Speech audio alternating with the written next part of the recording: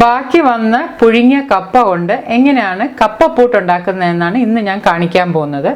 ഇത് വളരെ എളുപ്പത്തിൽ തയ്യാറാക്കാൻ പറ്റുന്ന ഏതാണ്ട് ഒരു 10 മിനിറ്റിനുള്ളിൽ നമുക്ക് ഉണ്ടാക്കാൻ പറ്റുന്ന ഒരു വെറൈറ്റി പൂട്ടാണ്. സാധാരണ നമ്മൾ കപ്പയൊക്കെ പുഴുങ്ങി കഴിയുമ്പോൾ കുറച്ച് എന്തായാലും ബാക്കി ഉണ്ടാവും, നമ്മളത് ഫ്രിഡ്ജിൽ വെക്കും. പിന്നെ അത് ചൂടാക്കുകയൊന്നും വേണ്ട, അത് നേരെ നമ്മൾ എടുത്ത് നമുക്ക് ഈ കപ്പപ്പൂട്ടിന്റെ പൊടി ഉണ്ടാക്കാം. ഏതാണ്ട് ഒരു 10 മിനിറ്റ് കൊണ്ടിൽ നമുക്ക് ഇത് ഉണ്ടാക്കിയെടുക്കാം. ബാച്ചിലേഴ്സിനൊക്കെ ട്രൈ ചെയ്യാം. രാവിലെ നല്ല ഫില്ലിംഗ് ആയിട്ടുള്ള ഒരു ബ്രേക്ക്ഫാസ്റ്റ് ആണ് കപ്പപ്പൂട്ട്.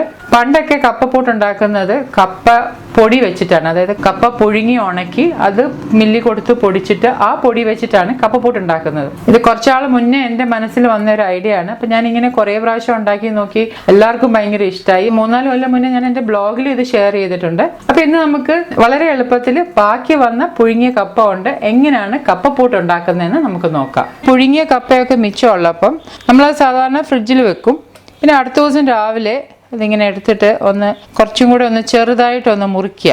അത് നമുക്ക് മിക്സിയിൽ എളുപ്പത്തിൽ പൊടിക്കാൻ വേണ്ടിയാണ്. പിന്നെ ഇത് ഫ്രിഡ്ജിൽ ഇരുന്നുകൊണ്ട് കുറച്ച് തണുത്തതും കൂടിയാണ്.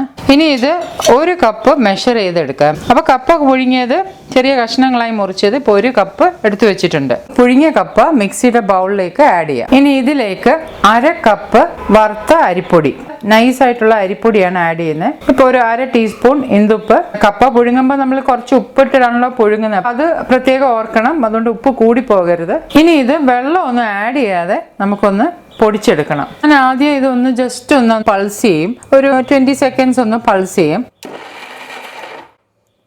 എന്നിട്ടൊന്ന് തുറന്ന് കാണിക്കാം നിങ്ങളെ. ഇപ്പം ജസ്റ്റ് ഒന്ന് പൾസ് ചെയ്ത് കഴിഞ്ഞപ്പോൾ ഇതെങ്ങനെയാണ് ഇരിക്കുന്നതെന്ന് കണ്ടോ. ഇത് നല്ലതായിട്ടൊന്ന് പൊടിഞ്ഞു വന്നിട്ടുണ്ട്. ചെറിയ തരികളൊക്കെ ഉണ്ട്.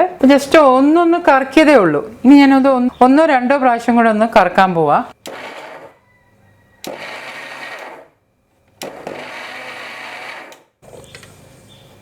ഇപ്പൊ കണ്ടോ, നല്ല സോഫ്റ്റ് ആയിട്ടുള്ള കപ്പപ്പൂട്ടിന്റെ പൊടി ഉണ്ടാക്കി. ഇനിയിപ്പോൾ പൂട്ടുണ്ടാക്കുന്നത് എങ്ങനെയാണെന്ന് എല്ലാവർക്കും അറിയാമല്ലോ, എന്നാലും ഞാൻ ജസ്റ്റ് ഒന്ന് കാണിച്ചു തരാം. ഞാനൊരു ചിരട്ടപ്പൂട്ടിന്റെ ഷേപ്പുള്ള പൂട്ടുകുറ്റിയാണ് ഉപയോഗിക്കുന്നത്.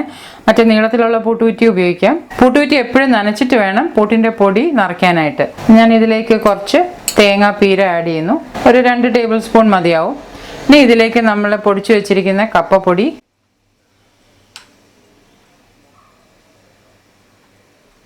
പിന്നെ ഒരു കാര്യം പ്രത്യേകം ശ്രദ്ധിക്കണം, പൂട്ടിന്റെ പൊടി നമ്മൾ പൂട്ടുകുറ്റിയിലോട്ട് നിറയ്ക്കുമ്പോൾ ഇങ്ങനെ ഒരിക്കലും പ്രസ് ചെയ്യരുത്. സ്പൂൺ കൊണ്ടോ ഒന്നും കൊണ്ട് പ്രസ് ചെയ്യരുത്. അതിങ്ങനെ ജസ്റ്റ് ഇങ്ങനെ മുകളിലേക്ക് ഇങ്ങനെ നിറച്ച് വെക്കാവുള്ളൂ. പ്രസ് ചെയ്ത് കഴിഞ്ഞാൽ നല്ല കട്ടിയുള്ള പൂട്ട് കിട്ടും.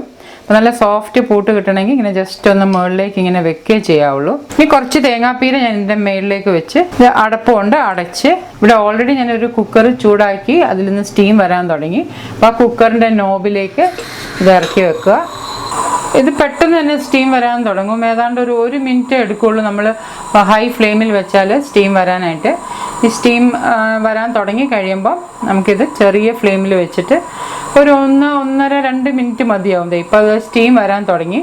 ഇനിയിപ്പോൾ ഞാനിതൊന്ന് കുറച്ച് വെക്കാൻ പോവാം. ഇത് കുറച്ച് വെച്ച് കഴിഞ്ഞിട്ട് ഒരു 1-2 മിനിറ്റ് ധാരാളം മതിയാവും. അപ്പോഴത്തേക്കും നമ്മുടെ കപ്പപ്പൂട്ട് റെഡിയായി. കുടംപുളി ഇട്ട മീൻകറിയുടെ കൂടെയോ തേങ്ങ അരച്ച മീൻകറിയുടെ കൂടെയോ എങ്ങനെ വേണേലും ഈ കപ്പപ്പൂട്ട് കഴിക്കാം. അപ്പോൾ ഏകദേശം ഒരു 1-2 മിനിറ്റ് കഴിയുമ്പോൾ നമുക്ക് തീ കെടുത്താം.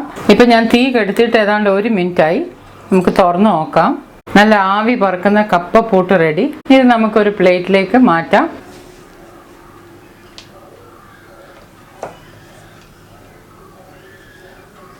ഈ പൂട്ട് എന്ത് സോഫ്റ്റാന്ന് ഞാൻ തൊട്ട് കാണിക്കാം. ഇങ്ങനെ തൊടുമ്പം തന്നെ ഇങ്ങനെ നല്ല സോഫ്റ്റ് ആയിട്ടുള്ളൊരു പൂട്ടാണ്.